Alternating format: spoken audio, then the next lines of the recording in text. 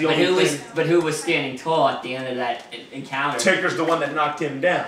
But WrestleMania 9, in my opinion, really wasn't one of the most memorable ones because look at the way it was poorly booked. Bret Hart lost to Yokozuna, and then what happens 2 minutes later? Yeah, Hogan comes down, knocks down Yoko. The controversy with that was Hogan came out with the black eye. Bret Hart punched him backstage because.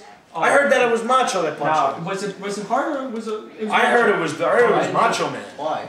I don't know. No, the controversy with that was that it was going to be Hogan's going to hold. It was Hart was supposed to hold. Was it Hogan or Hart was supposed to? Well, one moment from that WrestleMania that a lot of people don't remember: the debut of Jim Ross. Yeah.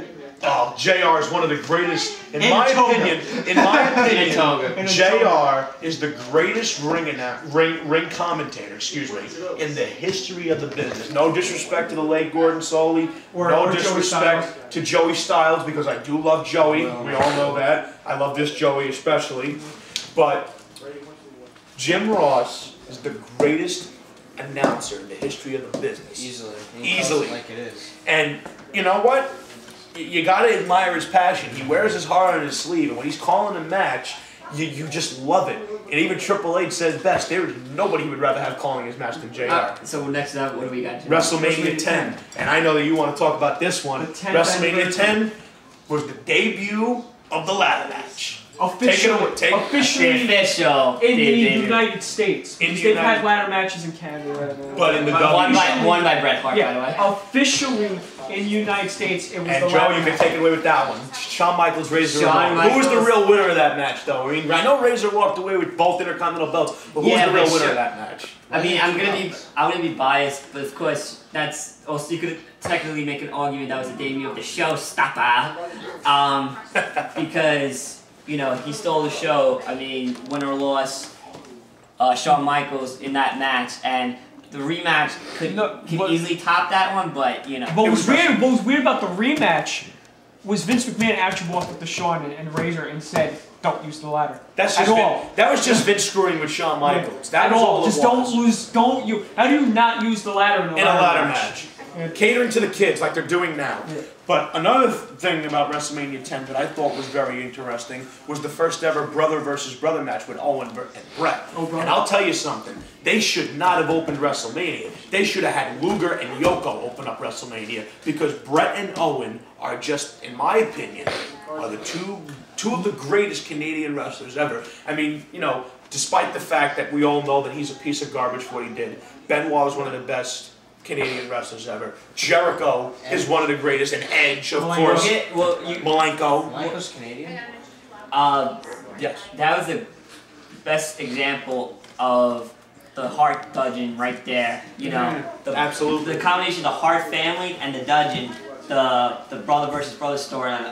But getting back to Luger, if you remember the Royal Rumble, which Bret Hart should have won by himself.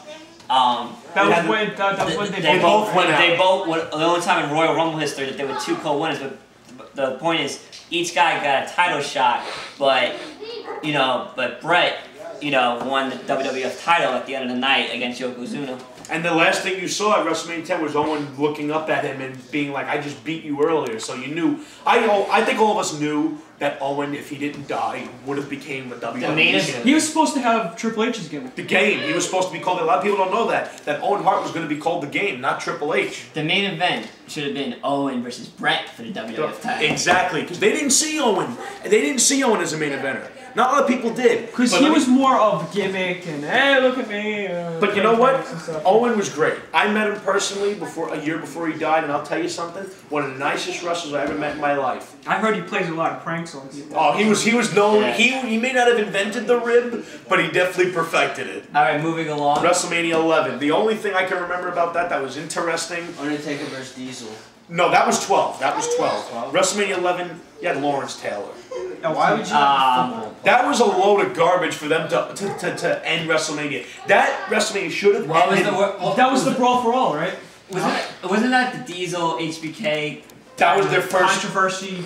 They should have ended WrestleMania. Diesel and Shawn, I mean, because two guys were best friends. Go ahead, Lou. What else I think is BS is when they made Shawn job after he won the Rumble. Because the tradition has always been that if you win the Royal Rumble, you're guaranteed a shot at WrestleMania. Look, from I think it was from, what was it? What was it from? It was from 17 until like 23 that the Royal Rumble winner straight WrestleManias won the main event. Yeah, but moving on, WrestleMania 12. You had Piper versus Goldust, which was interesting. That was just a gimmick match, but it was interesting because you saw Piper just get totally badass on Goldust and said, "I'm gonna make a man out of you." Oh, Piper? Piper, yeah. Yeah, that was when that ending was weird. When that was a weird one. Now, here's another one that we just watched recently: the Iron Man match with Bret and Shawn Michaels. Let me tell you something. A lot of people thought that was gonna be good. But I'll tell you something, those boys pulled it off, and I'll tell you, that was one of the greatest matches in the history of the business. That match right there embodied what the movement, what the company was heading towards, getting away from big gimmick guys and focusing on the smaller, technical sound guys like a Bret Hart or a Shawn Michaels that can go and keep the interest of the crowd for 1 hour to end in a draw. I know you had cartoon, larger-than-life superhero characters. That was kind of where WCW picked up the pace and decided that they're going to make more of their characters real. Yeah. Now, moving on, WrestleMania 13, the birth of the Attitude Era, as far as I'm concerned. Stone Cold Steve Austin and Bret the Hitman Hart. That was a great match. That match, in Stone Cold's own words, was going to stink the joint out, and it was the greatest match of Stone Cold's career. I believe with the Attitude Era, that was like the... That was... Stone Cold stamp that of was approval. that was not the... I believe that was the unapproved, unofficial... Stamp of approval for Stone Cold. But it didn't really kick in until he won the title. Austin was the heel in that match, but that's the infamous double. That was a switch. Yeah, that was the double turn because Bret turned heel. They swapped places. And Austin never tapped out. He passed out from pain with the blood coming down his face. And the last thing you saw with Stone Cold when he was walking out, you had all those people in that arena chanting his name. Later that night, you had Undertaker won the Undertaker's title. first victory within the streak to win the world title. Agreed. But a lot of people forget, like outside the ring, Undertaker got into a car accident. Really? Days before. Yeah, I don't think. I didn't know this. I read this one time, and minor injuries. But still, it's uncomfortable.